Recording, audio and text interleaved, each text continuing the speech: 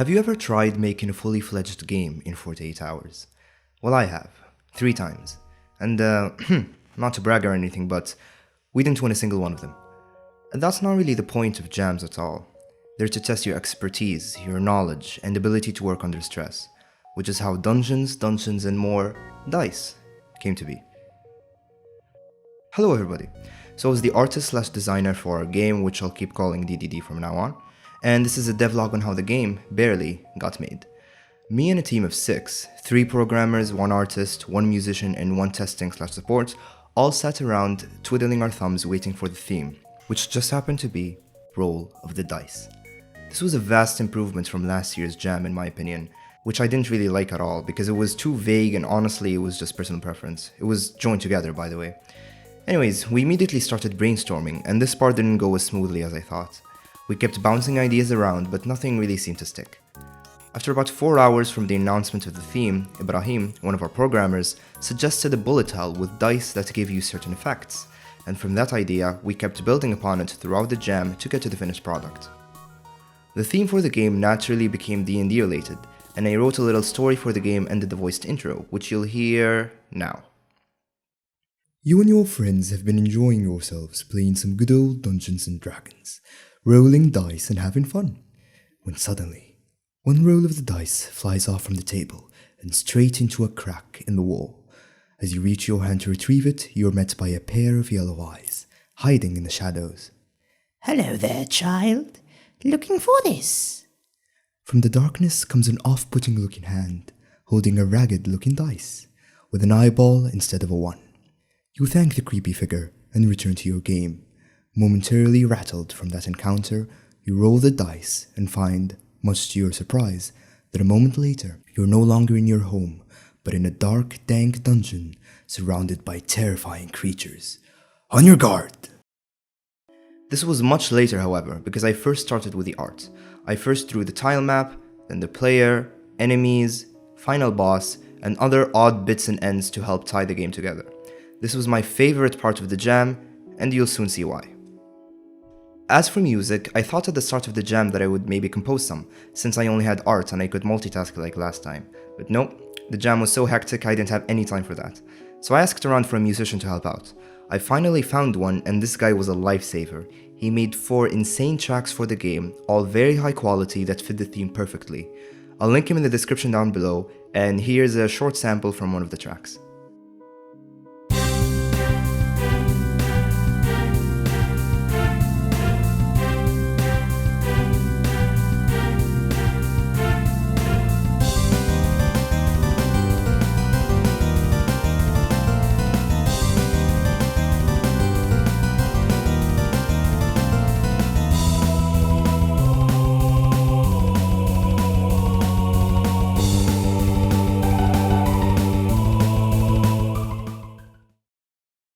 On the coding side of the jam, the programmers were struggling really hard with the behemoth that is pathfinding. I'm relieved I didn't have to figure that out because based on their comments, it was hell. Thankfully, we got that to barely work in a few hours before the jam, along with the shooting. However, and this is the crazy part, our main mechanic, which I'll explain now, wasn't properly implemented until around 4 hours before the submission date. So the main gameplay loop is that you have to dodge and shoot enemies that spawn in waves, and you're doing all of this in one giant arena. We wanted to have levels, but we realized we had 0 time for that. Until we got to the final boss, and every once in a while a dice rolls in out of nowhere, and once it lands, you get a certain effect, be it negative, like inverted controls, or positive, like the ability to dash. This was simple in theory, and I didn't think it was too hard to implement, but for some unknown reason, it just kept breaking. The text wouldn't work or the effects wouldn't get implemented correctly. Thankfully, in the final hours of the jam, we got it working.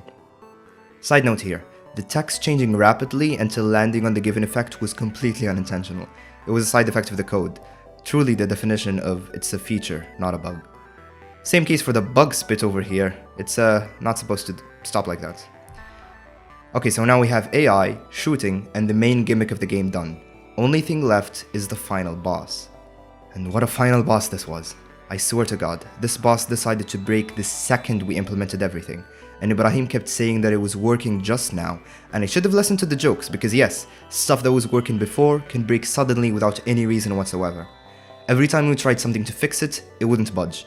And I was convinced in the end that one of the while loops in the code was possessed or something. Some demonic entity came in solely to stop us from submitting the game. But thankfully, somehow, we got it working. We had to cut so many corners, it was unbelievable. At the end, I just erased this part of the map completely because it was causing us problems. Alright, so now the game was finished and I uploaded everything, got it set up and felt relieved because of a job well done.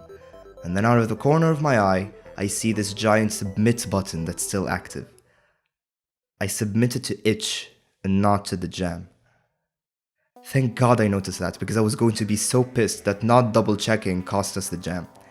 Anyways, after I pressed that dumb button, we frantically uploaded more builds of the game, each with one tiny update after in the next 15 minutes they gave us, because itch was having a nervous breakdown since everybody was also having a nervous breakdown trying to upload their game. The WebGL of the game was uploaded literally, without a joke, in the final second of the jam. And there it is, we were finally done. This was the most hectic jam I've ever participated in, and it has unironically given me more stress than my finals.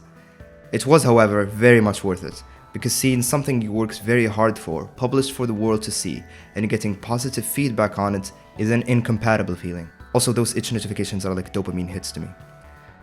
Anyways, I hope you guys enjoyed the devlog, and if you would like to play the game and beat it, although I warn you, the game is challenging, and I heard this sells games better, Souls-like, the link is in the description. There are also a couple of hidden Easter eggs worth looking for. Thank you for watching, and bye-bye.